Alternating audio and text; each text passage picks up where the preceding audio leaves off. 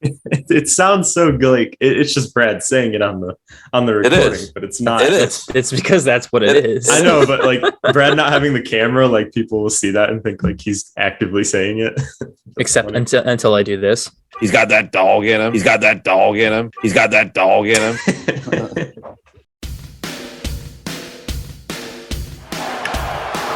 Fly ball left field. Nate McLouth is there. And the magical season of the Baltimore Orioles continues. Ball and 2 strikes on Goins. Ground ball to first. There's Pierce. And the Orioles are champions of the AL East.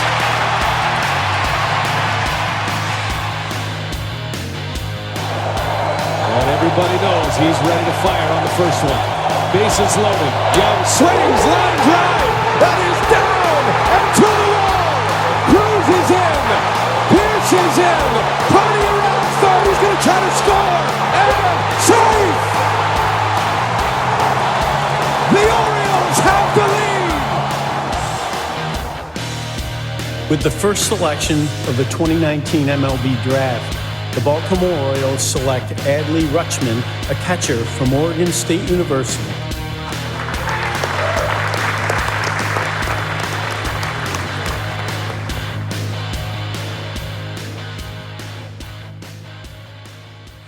What's going on, everybody? Welcome back. It's episode 45 of the Talking Birdie podcast. We still have the same guys here, as usual. It's me, Brian. It's Josh. It's Brad. My friends, boys, dudes, bros. How we doing? Perhaps the biggest trade the Orioles have made since the Manny trade. But as for me, I'm doing well. The house is maybe getting delayed again, but I'm just kind of counting the days till I don't have to live here. This is the last show I'll be doing on this desk. This desk is getting sold tomorrow. So RIP the Talking Birdie desk. It was a good run. Brad, how you doing? Now we can't play no more. I'm hanging in there, man. I'm just over here celebrating the Terran Vavra first career hit party. So we're having a good time. Other than that, same old shit, different day, man. Ready to rock and roll. Ryan, what's good with you, bro? Not much, man. Same old shit, you know? Yes, sir. Getting ready for my trip down to Tampa next week. Yeah, buddy. Pretty excited about that. Josh, were you able to include your World War I camcorder with the sale of the desk? Sadly, no. No, I was not. Could not work out a deal. Yeah, exactly. I could not work out a deal. Bad news, you guys both need new cameras, actually. Yeah, well. I'll just make you the only camera on the video feed, so it's just Ryan talking with other voices. So that way we have at least a decent average. It's just a glimpse into what happens in my mind every day. Just me talking to the various voices. Ryan, I don't think you realize when you booked your trip to Tampa that Brett Phillips is going to be DFA'd. So you may want to look into canceling The true benefit of the Trey Mancini trade is that Brett Phillips is no longer on the race. I texted Devin. I was like, really, you should be thanking us. And he said, why? And I was like, because they DFA'd Brett Phillips. I can't believe that's what made them do it was Jose Siri, like a guy who's like, he's replacement level basically. And they were like, thank God, someone who's not just even slightly better than Brett Phillips. They also acquired an outfielder. They got David Peralta. Yes, they did. Jose Siri has like the same OPS plus as Brett Phillips this year, by the way. But they also did send down Josh Lowe, which is kind of weird. He's got to recover from that injury, man. Yeah, he's got to fix his face. But like, I don't know. I thought they felt pretty highly of Lowe. I did too. Like high enough to like let him play it out a little bit. But we got bigger fish to fry in this one, I think. In this trade. Ryan, would you like to announce the details there? Yes. Yes, I can do that. Sorry, I didn't think we were jumping right into this. We can keep going, but we were on the Brett Phillips thing already. You're right. And we don't need to talk about Brett Phillips in this house. No, we've gone too long. So, all right. 3-team trade with Houston. Got the Rays involved for some reason. Those end up with 2 right-handed pitchers, Chase McDermott from Houston and Seth Johnson from the Rays. The Astros received Trey Mancini and Jaden Murray, right-handed pitcher prospect from the Rays, and the Rays received Jose Siri. They also, as we said, DFA'd Brett Phillips. Seth Johnson seems to be the get of this trade. He's what was he? He's the Rays number 6 prospect. I was texting my buddy about it a little bit. Vavra first run scored. All right. Cedric has 2 RBIs. All right. Do it. That's Cedric Mullins again. Sorry to interrupt. It's okay. We'll interrupt anything with AJ. It's fine.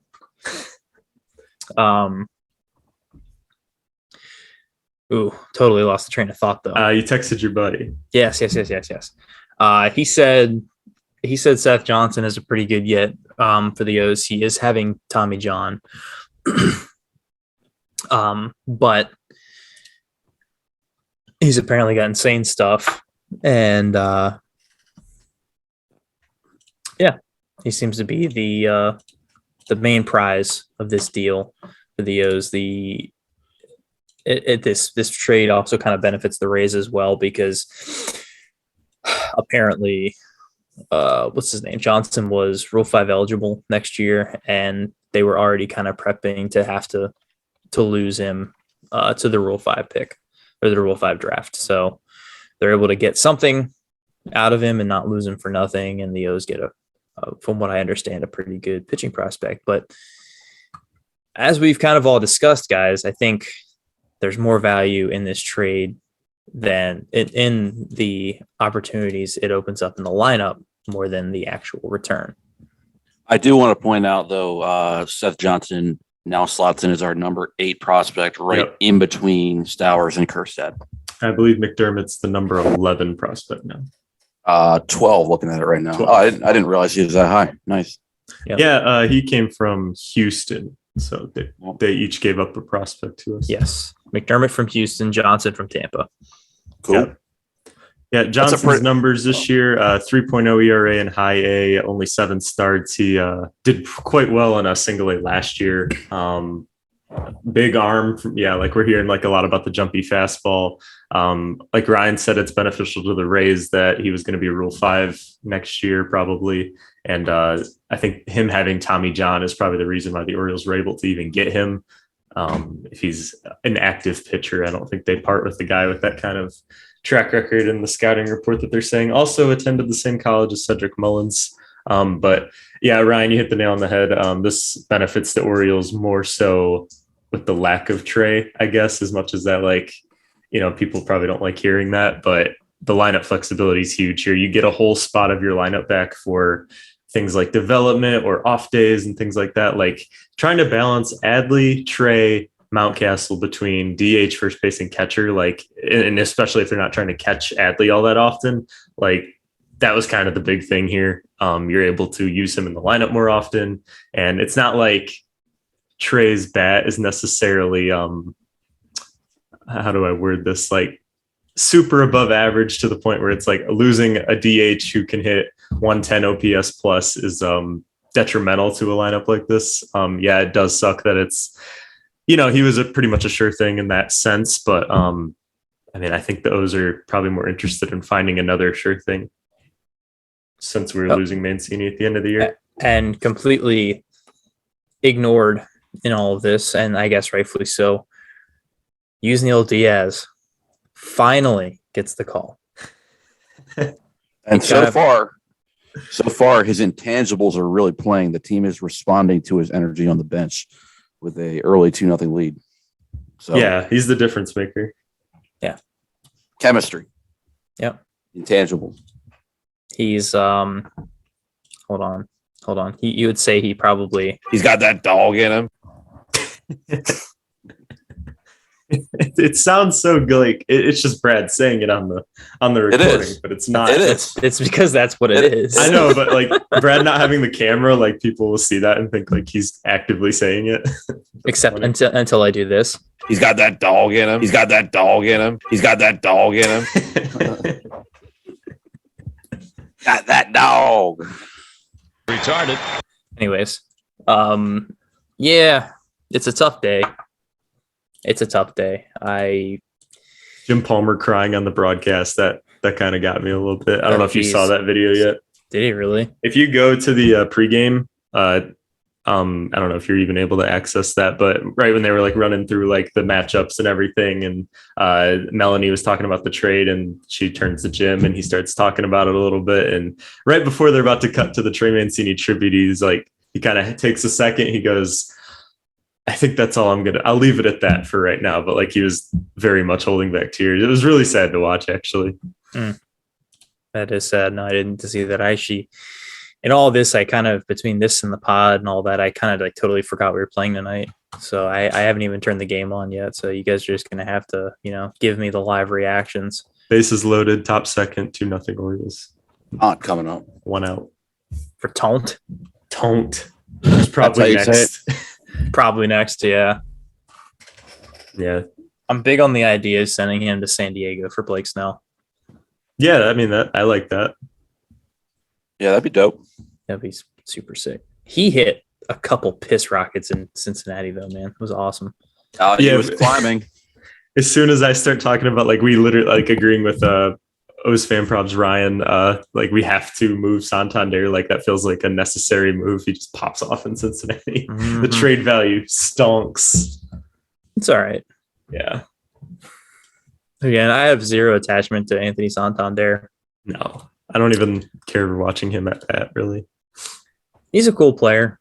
And He's a good player. Yeah. Probably one of the most, and I'm not privy to other teams, but like, he's got to be one of the most successful, like longest tenured Rule 5 guys.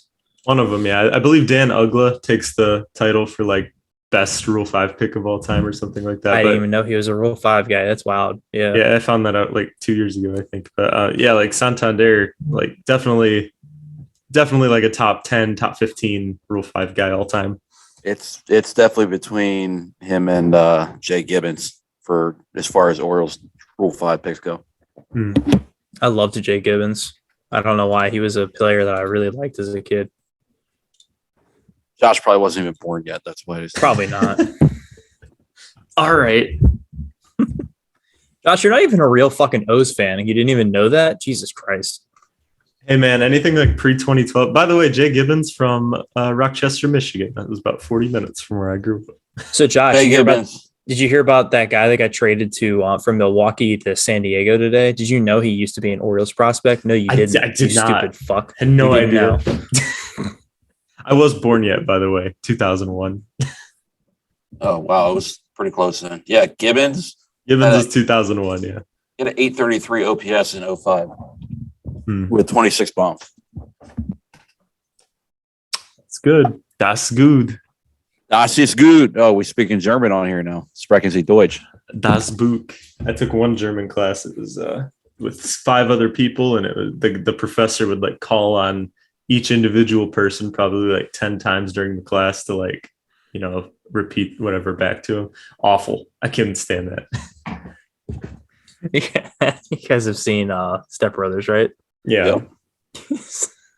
My favorite part of that movie is when, and it's because it doesn't even make sense when he goes like, "Hey, Derek, sprechen Sie Dick." Doesn't even make sense. But No. Well, that's kind of the premise of that movie, That's true. Great point. Great point. Do we have any other thoughts on the trade, guys? I think there's a lot of people on Orioles Twitter who were like very upset at the front office for this move, even though many of the same people were kind of like asking for it, like literally a couple days ago. I mean, there's a few people that tweeted this like perfectly correct. Like just because it was the right move and we got like even like a decent return back. Like it doesn't mean it doesn't hurt. And I think that's probably the correct take. But I mean, roster wise, this is the correct move. We've been saying it on here. I've changed my tune on it since the start of the season. And I mean, I do support this move. It's just, it's not great for the clubhouse or the fan base, but sometimes that gets passed over. Use Neil Diaz is pumping him up, man. Don't worry about the clubhouse part. There's a new sheriff in town. I'll get him.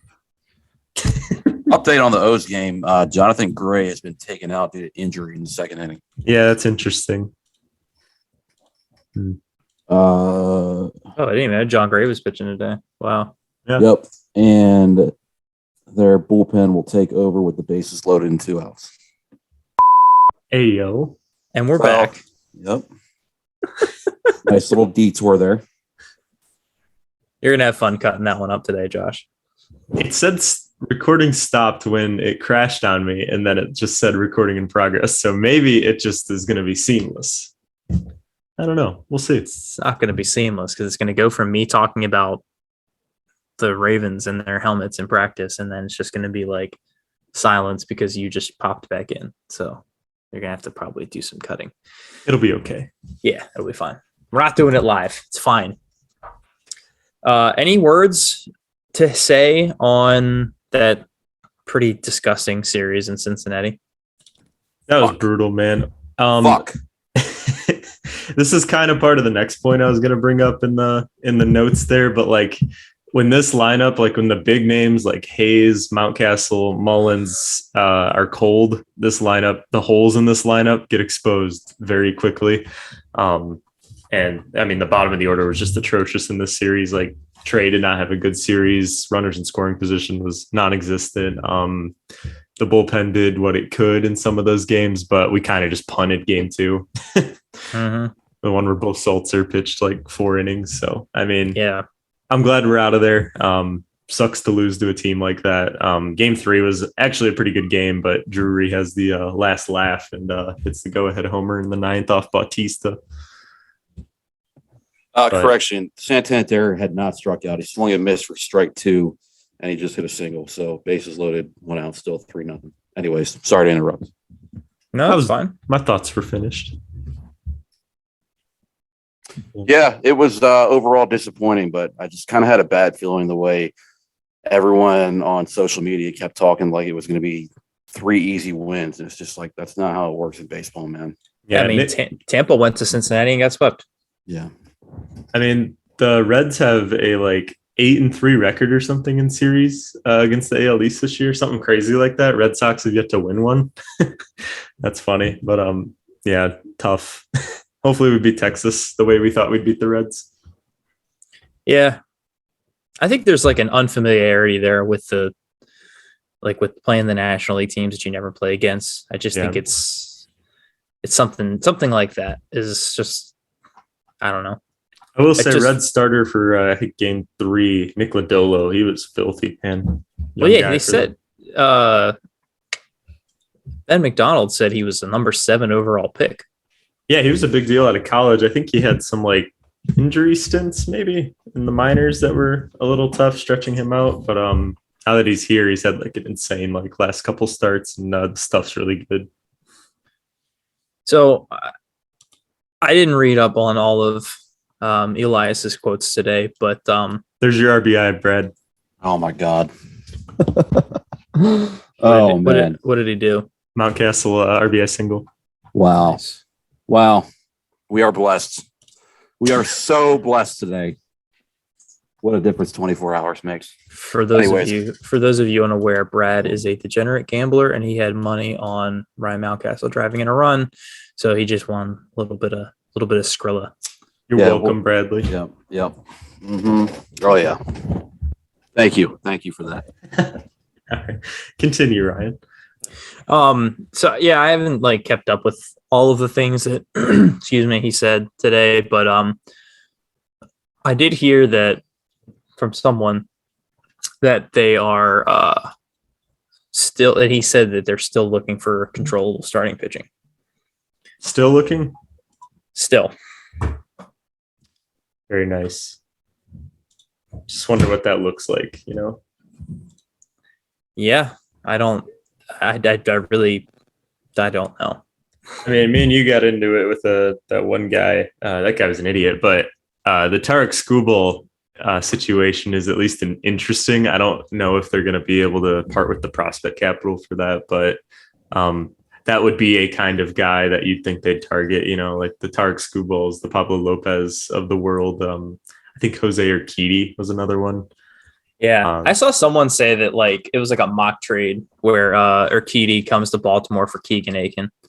Yeah, mutually beneficial. One of those like Jazz Chisholm for Zach Gallen trades, but with like older guys. Both teams just two teams getting good players. Yeah, those are fun. You don't see a lot of those for some reason.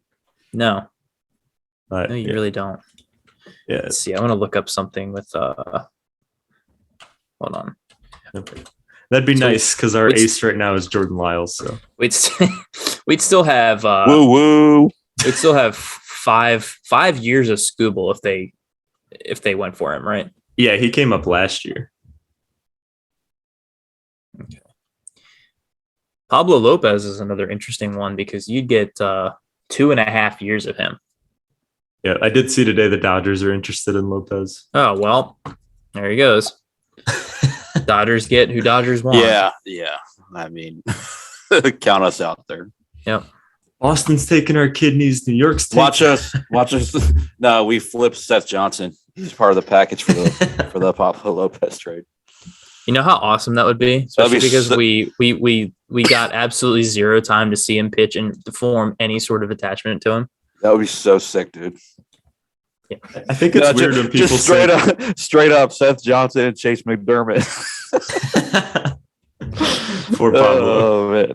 Yep. Works for me. I think it's weird when people say they're gonna like root for these guys to fail, like they had any say in the Trey Mancini trade.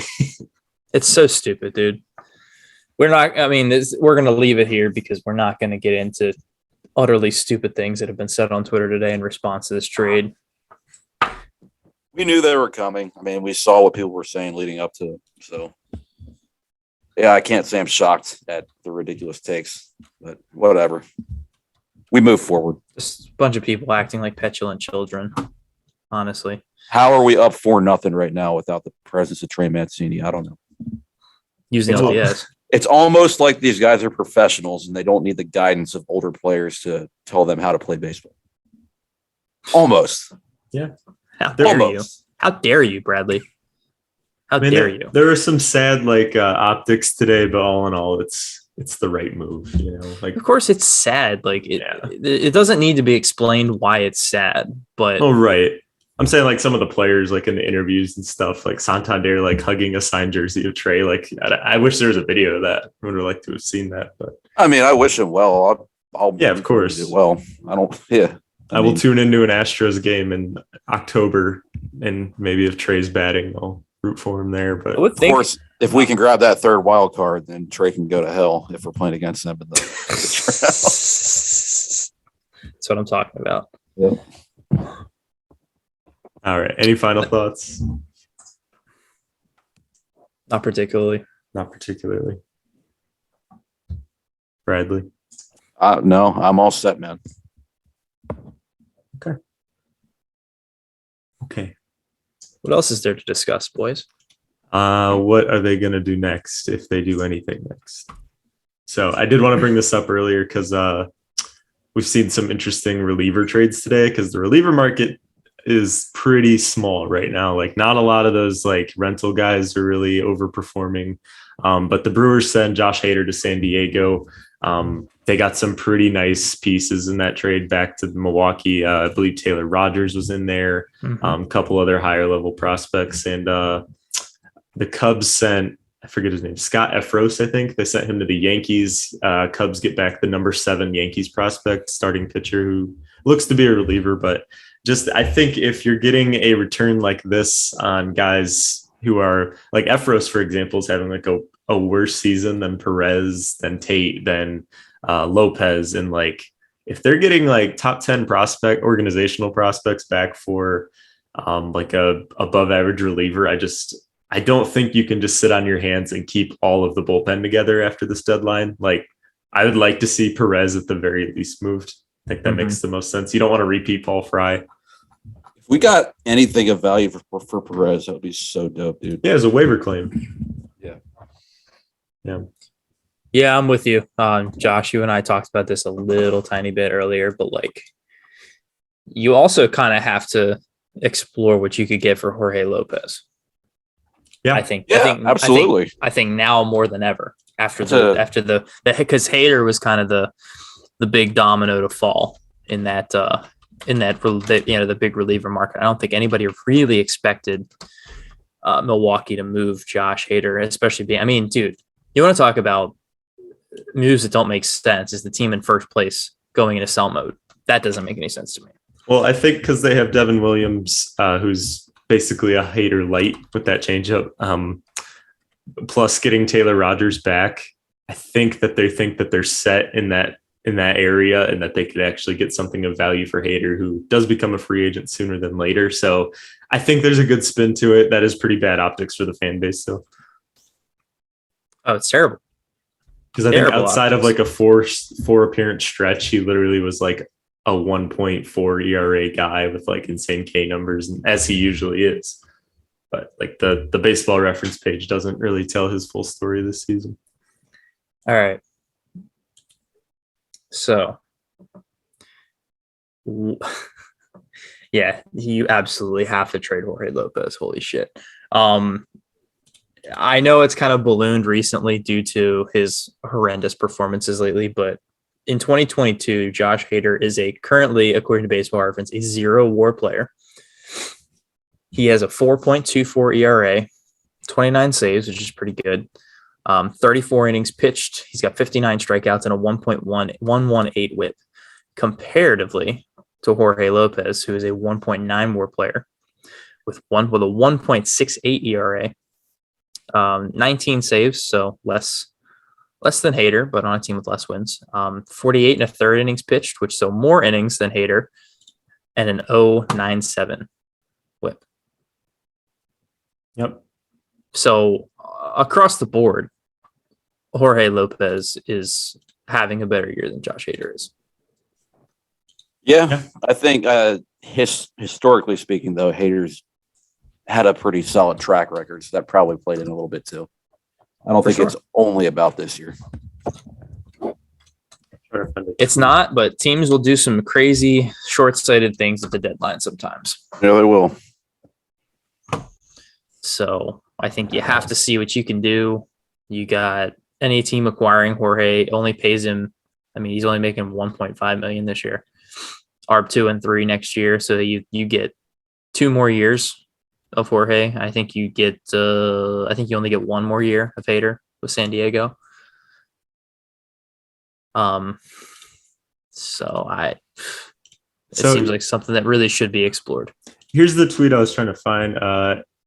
Go on Hader's, it's by Cespedes Family Barbecue. Go on Hader's baseball reference page. You'll see a 0 WAR, 4.24 ERA. But from opening day to July 12th, he was a 1.82 ERA in 30 innings.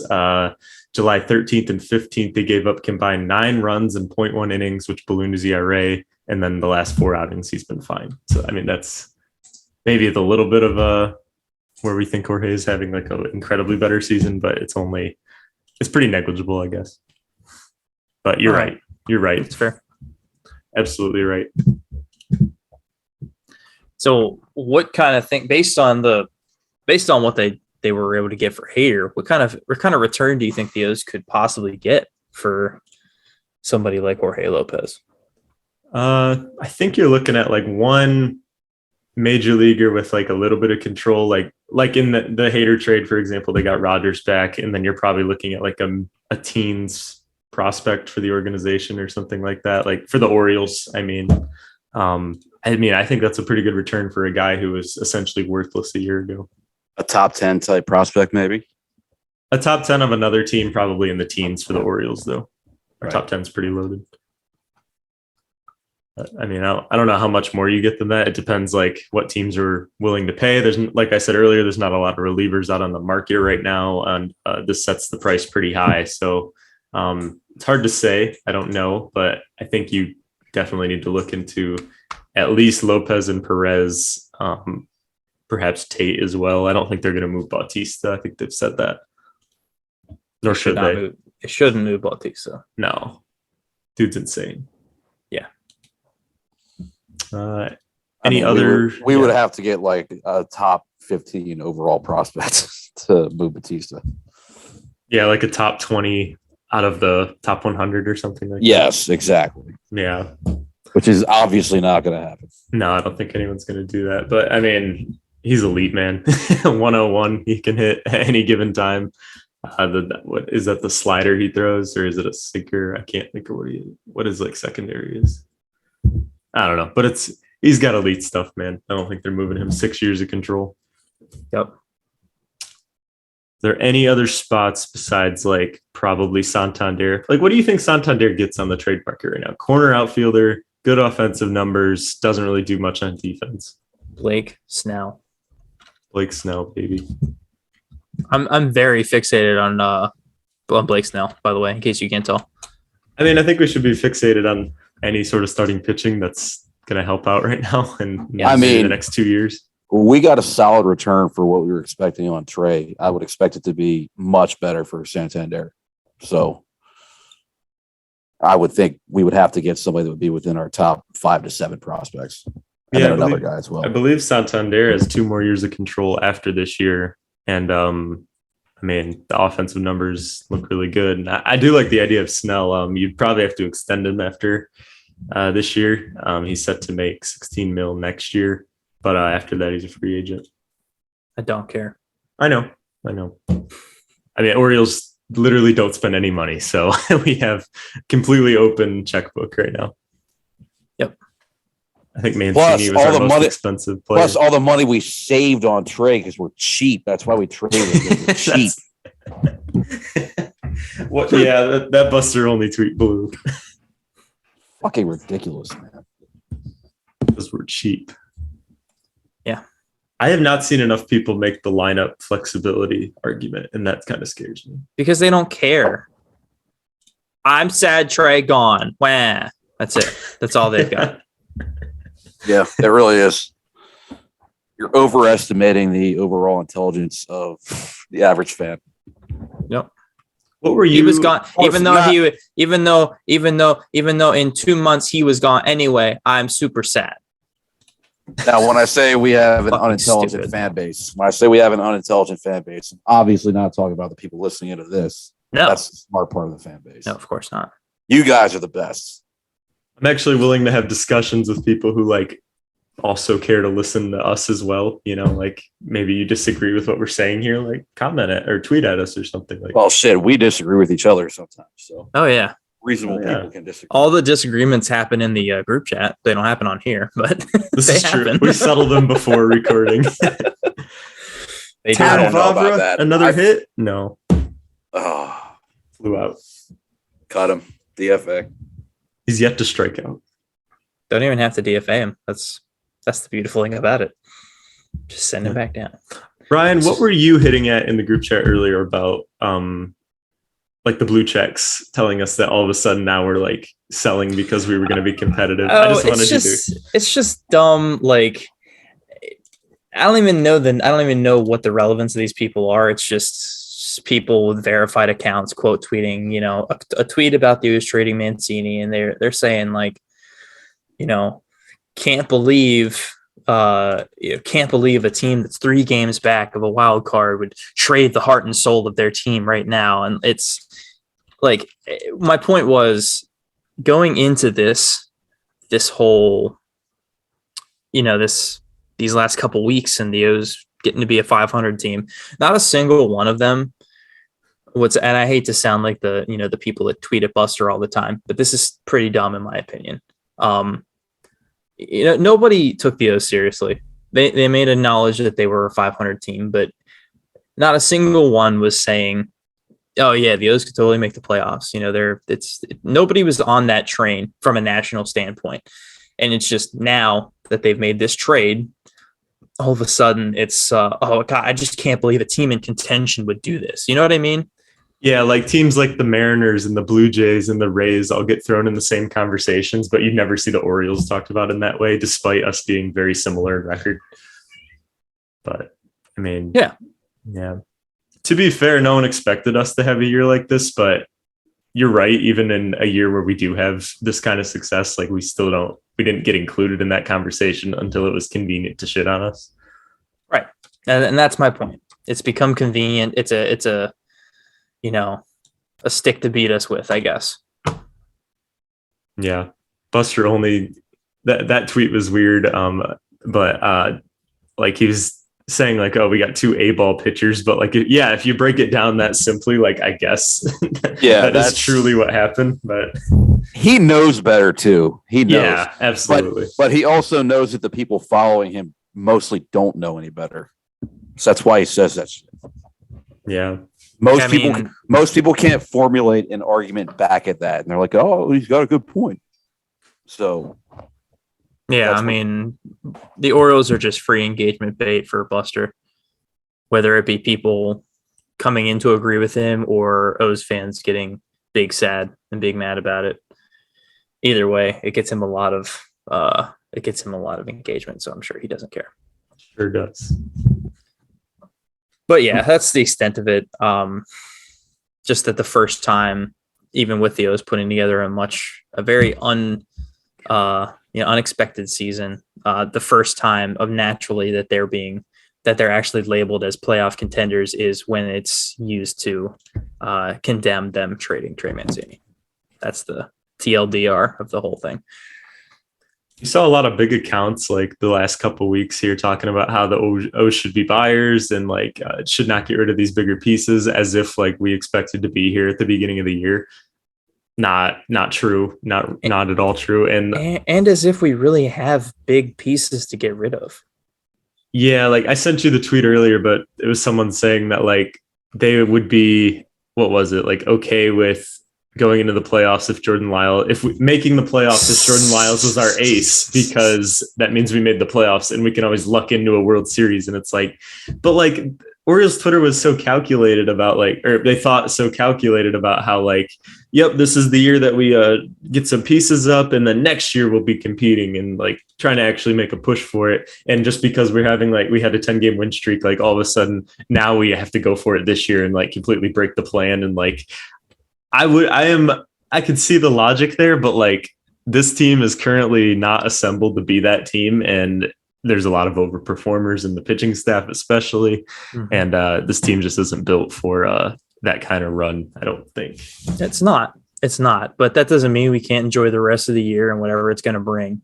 But yes, it's not nearly enough to warrant any kind of short-sighted or crazy moves on the part of the front office. No, the idea is to be good for a long time. It's not to slightly improve to chase a wild card 3 this year. So yeah, I mean, you look at the wild. We still could. We could get a wild card 3 without buying. So I mean, yeah, you look at the wild card standings. I'm trying to get it to load, but I believe it's Toronto, Seattle, and who's the third team?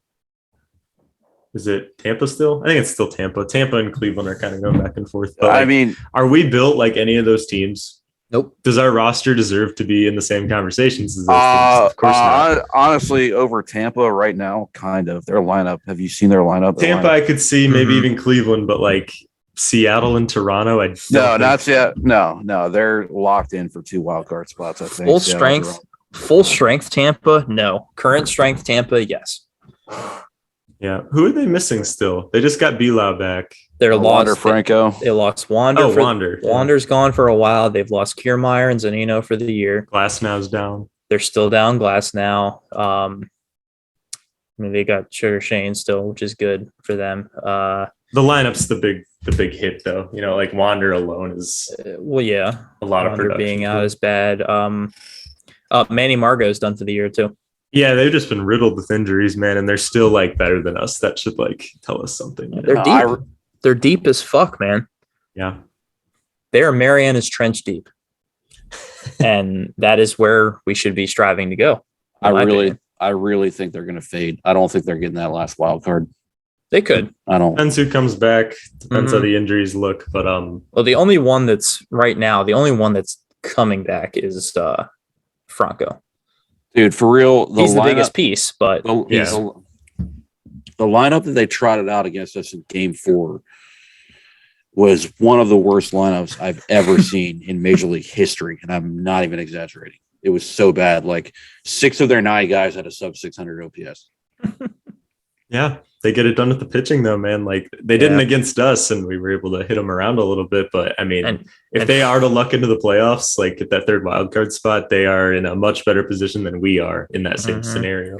And fucking Randall, that guy. So I know. I mean, to be fair, I when I say their lineup had 6 out of 9 guys with a sub 600 OPS, they were sitting Rosarena that day, and they did just get Peralta, so that does make a difference. I understand, but still, overall, their lineup is just not very threatening. Yep. That's all. Anyways, so I know this this site is like total dog shit, but you know that the trade simulator site, Josh. Yeah. I ran Santander for Snell 1-for-1, and according to this, we are getting fleeced in that deal. What's the numbers? 3.3 value on Snell, 7.6 value on Santander. They only value him at 3.3. Yeah. I guess because of the money. But. Yeah, it's because of the money. They it's like I think it's like a weight of like production versus money. I saw someone earlier did it was a Corbin Burns and Christian Yelich for like Kowser and John Rhodes or something, and like the numbers lined up because Yelich is worth like negative 100, and it's like obviously no one's gonna do that deal, man. Right. That's why that site is bullshit. I just wanted to see. Yeah, it's complete garbage, but I mean it is interesting. Like, didn't we look at Snell's baseball savant the other day, and it was actually like pretty decent? I'm gonna pull it up and see if it's changed at all, but yes, it was pretty good. And I mean, like, not that the bar is very high for the rotation right now. Like, I don't think this year is really panning out for the rotation like we hoped it would. Tyler Wells, 15-day IL. Who knows how long that's going to go.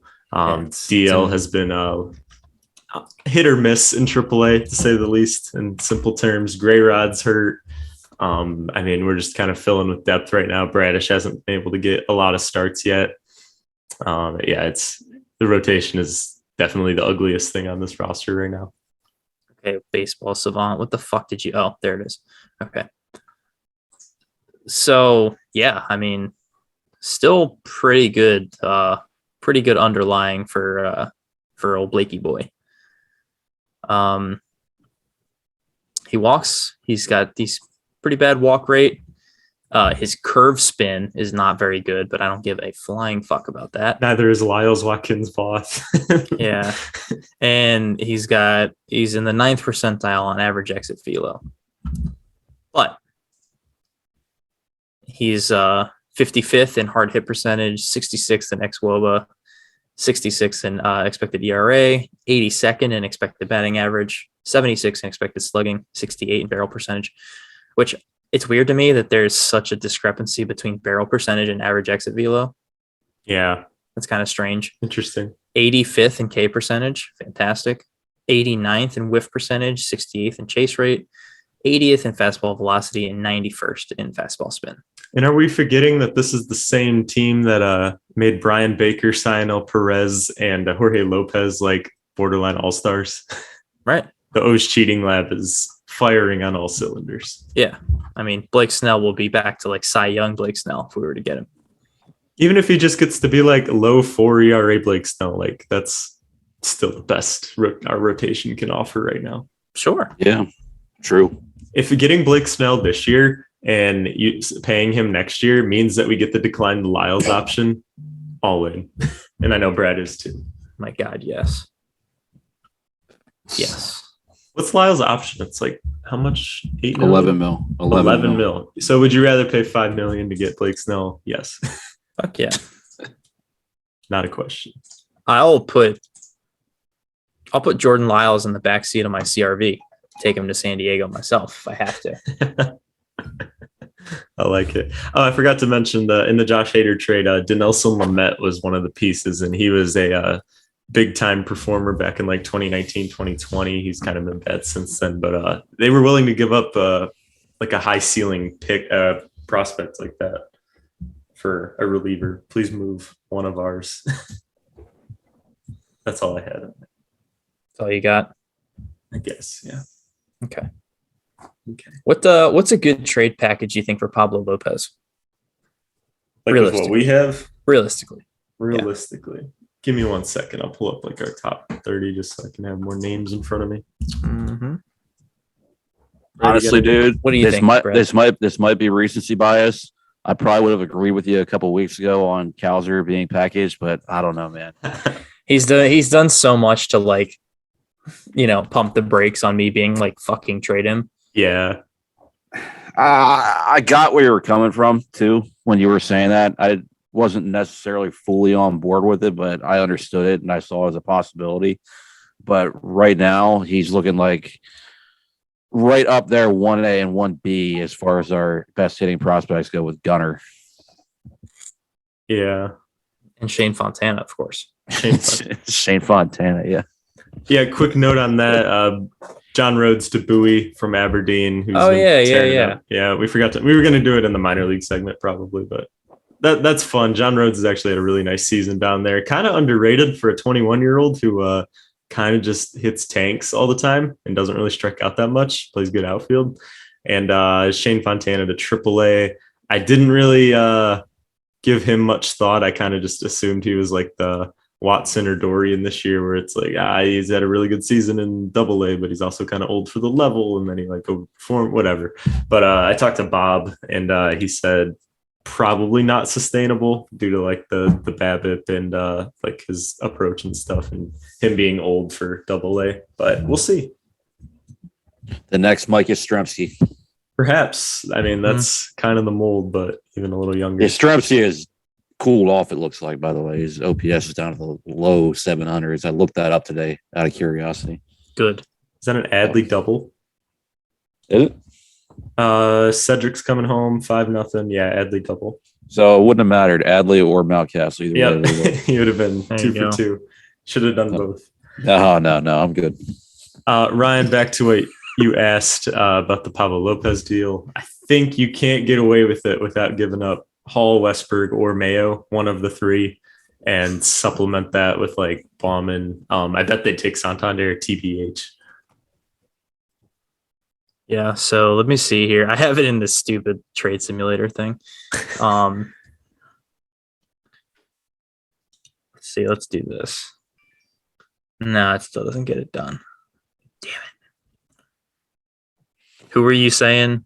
Westberg, maybe? Let's just say Westberg, Bauman, and like Santander. I Not even close. No, I just tried to add Westberg, and I got a little pop-up window that said, "Whoa, it's not realistic to add this many players to a trade. Let's cut it back a bit." Because I currently have Kowser, Norby, Ortiz, Santander, Tate, and I threw in DJ Stewart just for the shits and giggles. What are you doing over there? All for Pablo.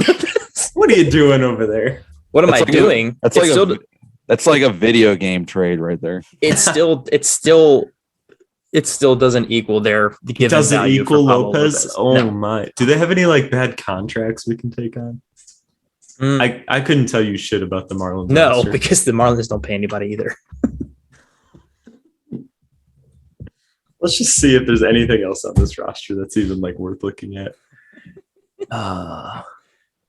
Jesus Aguiar. That's a big man. Didn't they? We don't want an outfielder. Holy shit! Avisail Garcia is having an awful season. They just signed him. They got Joey Wendell. All right, how do I get these guys out of here? Are we doing Kowser? Are we not doing Kowser? Start with, well, I don't know, because it sounds like you kind of have to have him in there. I kind of don't want to part with him anymore. I'm not. Yeah, I don't want to do it. I'm good. I'm out. He's been like way too impressive in AA to just guys. say. It's smoke and mirrors, guys. You're falling for it. I am falling. It's not real. It's not real. Falling. To an extent, you're right. He's not this good. You're right. Dude's played 24 games in Double A, and he has a 1.1 OPS. That's nuts. It's closer to 1.2. Guys, let's see what we can put together on here for to get Sandy Alcantara. Jeez, you have to give up Gunner, I'm sure. Probably.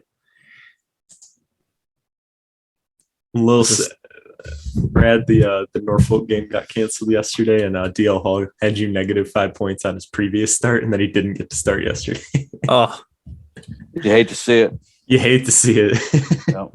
He might get 2 starts next week, though. Oh, yeah, that's right, 'cause we're doing 2 weeks now.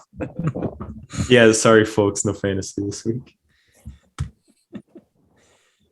it's Spencer Schultz does he's one of the hosts on the Baltimore Beatdown podcast that me and Brad both really like.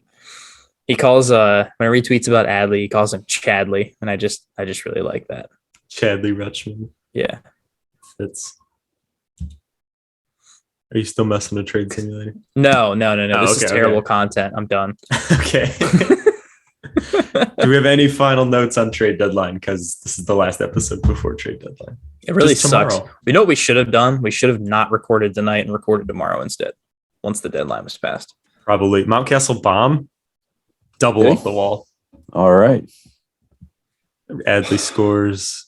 Mountcastle the third? Question mark? No. Okay.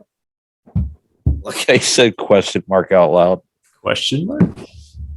Yeah, you're right, though. Maybe we should have, but anything we'll review on the pod or on our Twitter account tomorrow. God, these guys are just these Orioles Twitter is insanely Retarded. What are you reading? Yeah, but they got that dog in it, man. one of this. Never. No, I'm not gonna. I'll screenshot and send it to you guys in chat. Okay. What's the point? Like, what's the take? Is it bad? It's just. You'll see. You'll see what I'm talking about. Don't worry about it. Speaking of bad takes, I'm currently messing around on my phone right now, and someone tagged me about Brett Phillips finally getting DFA'd, and someone commented on it saying, "Why would they do that? He's a solid player." I said, "Bro, no, bro, not even close."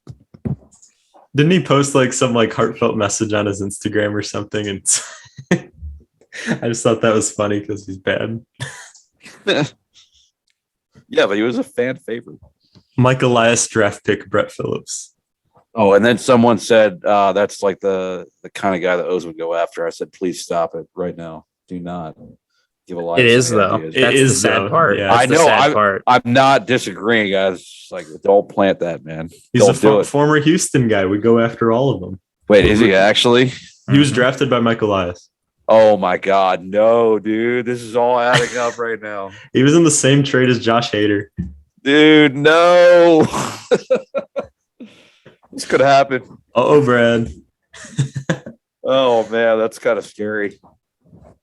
Mr. Bradley, unless we have some more on the trade. What's that? Oh, shit. Oh, shit. Mr. Bradley, do you have the minor league updates for us?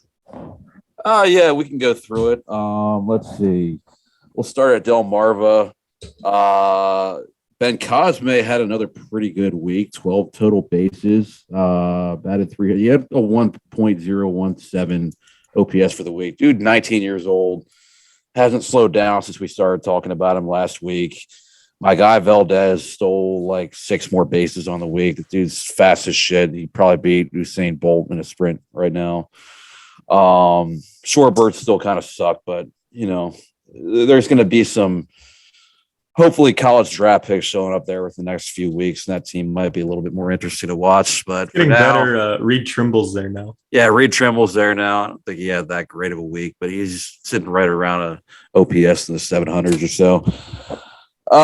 Moving on up to Aberdeen. Give me 1 second here. Well, since I don't have Aberdeen up in front of me, I'll come back to them. Bowie, as we talked about, Kowser's just absolutely on another level. He's like the best hitter in that league right now. I told you guys in the group chat, when a guy has OPS near 1.2 at a certain level, it's probably not a big enough sample size yet.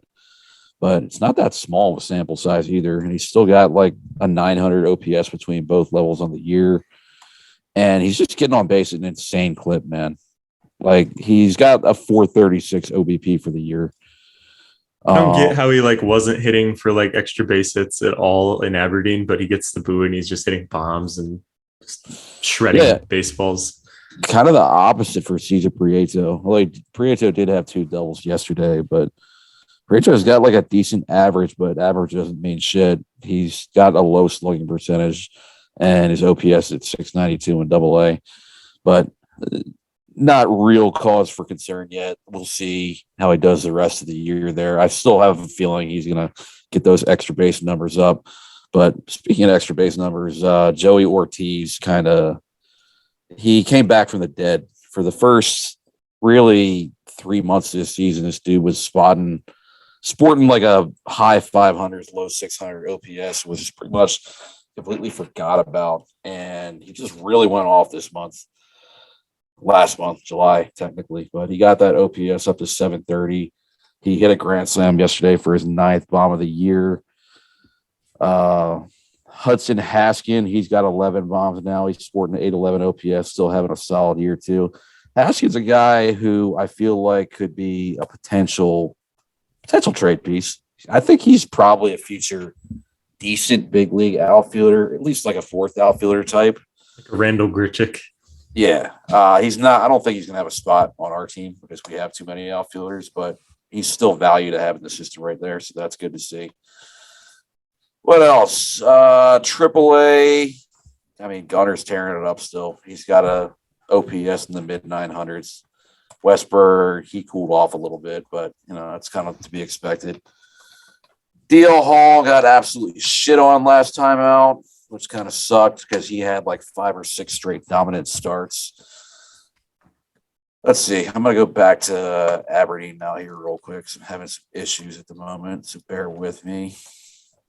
Aberdeen. Yep. Someone told me today that the Orioles shouldn't use Terran Vavra and then should instead use Kelvin Gutierrez or get another third baseman. Yep. Started. Oh, man. John Rhodes with a 4 for 4 yesterday, which he ended up getting 4 for 4 plus 2 walks. 2 of them doubles, ended up getting promoted to Bowie after that. So he leaves Aberdeen with an 817 OPS. Kerstad got off to a little bit of a slow start, but he had an okay week. He did hit a couple bombs, so hopefully the power swing's starting to come around. OPS still only 644 in high A, but it's only been a couple weeks, so no big deal. Daryl Hernai sporting at 820, so that's nice to see. TT Bowens at 813. So they've still got some nice things going on at Aberdeen. They've already clinched playoffs, won the first half. Bowie, as far as playoff standings go, they're 1 game up on Erie. They're like 18-8, I believe. So they're off to a hot start in the second half. That's pretty much. I think that pretty much covers the gist of it, man. Pretty much. That's quite the moan. The main basis. Thank you, I appreciate it. It's very powerful. What was that one? I'm kind of retarded. There you go. We're going to find every utterance of that word and just make it part of the soundboard. Yep. There's a podcast I listen to that literally does that. It's so funny.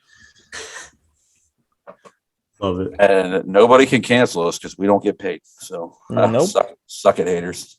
We have no sponsors. We have no outside bearing. No guests to disappoint right now. Yep, exactly. So if you're offended, get over it. It'll be all right. I guess lastly, the last one I didn't hit on, we all kind of thought Stowers was going to get called up over Diaz. He's got a near 900 OPS in AAA at 894 right now. So if Santander gets traded, you would think he would be the next one up. But what do I know? We thought he was going to be the next one up today. Yeah, Well, I kind of don't know what they did with the Diaz thing because I thought I guess Ryan said he was already in the 40-man, so maybe that's part of that. But I thought they'd bring up a pitcher or something like they usually do. We currently have 4 outfielders. Yeah. Cardinals trading for Jose Quintana. Really? Now, I don't know if anybody wants to read anything into this or not, Bruce Zimmerman did throw 5 scoreless yesterday. Don't care. Okay. I'm good until he can do it again at the major league level for like 4 to 5 starts. Then I'll like maybe trust him a little bit again. But no, that's kind of a blow to the rotation this year as well. Bruce Zimmerman just really bad. He had like an amazing April too. His April was nuts, dude. He was like, we were talking about him being like our all-star for this year. Yeah. He just fell off a map. Yep. But that pretty much covers the minors, bros. Hell yeah. It's nice to see Joey Ortiz doing good again. Yes, sir. I think a lot of guys were excited for him. Hell yeah. Hell of a play, Ramon Urias. I think Ortiz's head's starting to get bigger now that he got hot, because when he signed for me earlier in the year, he wasn't personalizing, and I saw him personalizing for everybody when he was signing last week. So this guy, everyone that didn't buy low on Joey Ortiz and now they're going for him, guess what? You get to have your name on a baseball with him. So maybe I missed my chance not buying a first Bowman of his with his crooked ass arm. Now it'll be simply unaffordable. You win Eastern League Player of the Week or something, just shoots up the values. Stonks. Hell yeah! When Ryan doesn't want to talk anymore, he just turns to the soundboard. No, sometimes it's been applicable, bro. Okay. It has. I'm kind of retarded. Except for this. Yeah, still pretty wet. Yeah, I can't use that one tonight, but you found a way. Yeah. All right. Are we all set, boys? Any final thoughts? I think we finally kept one at a reasonable length. Yeah, I think we got under the hour mark for the first time in like 2 months. Wow. Fucking loser you are.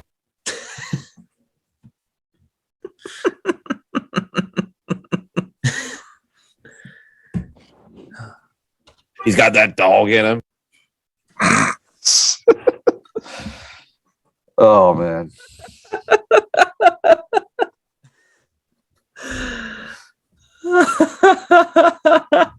All right, let's wrap this up.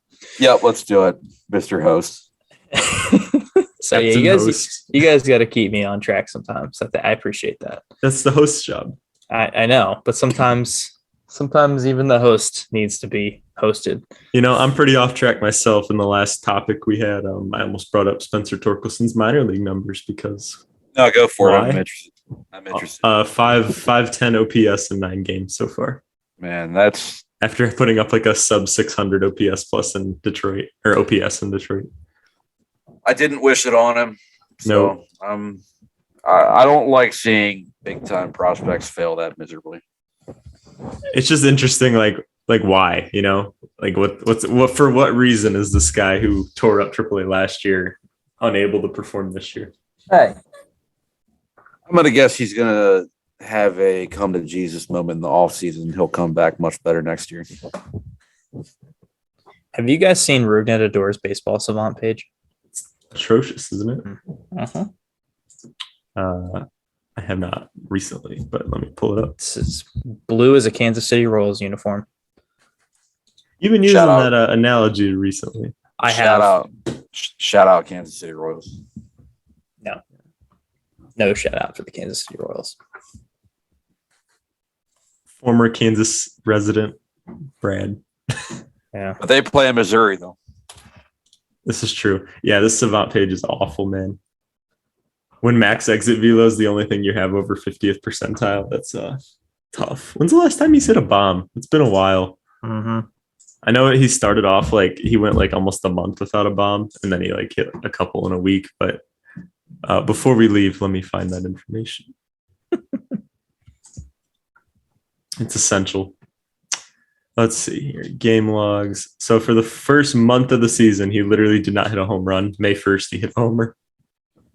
Recently, he has not hit one since July 17th. So I guess that's something. Not too bad. Yeah, I thought it was farther off from that. All right, boys. Let's wrap it up. thanks everybody for tuning in.